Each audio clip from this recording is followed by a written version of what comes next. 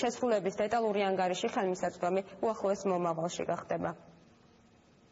წლის პირველ ნახევარში შენელებული იყო შედარებით ინფრასტრუქტურული პროექტების განხორციელება, წლის მეორე ნახევარში მათ შორის გრანტების მიღება და არის ძალიან აჩქარებული ეს პროცესი და მე ვერაფერს საგან გაშუშამაში ვერ ვხედავ. რელიგიურ გაერთიანებათა ფინანსური და ქონებრივი საკითხების შემსწავლელმა სარეკომენდაციო კომისიამ, რომელიც რელიგიის სახელმწიფო სააგენტოს მიერაა შექმნილი, 11 შუამდგომლობა განიხილა და 9 დააკმაყოფილა. მართლმადიდებელმა ეკლესიამ სულ 7 განაცხადი შეიტანა, რომელთაგან 5 დაკმაყოფილდა. რელიგიის სააგენტო სახელმწიფოს რეკომენდაციას მისცემს სხვადასხვა რაიონში მართლმადიდებელ ეკლესიას შენობა, მიწის ნაკვეთი და ეკლესიის მშენებლობისთვის ფინანსური დახმარება გადასცენ.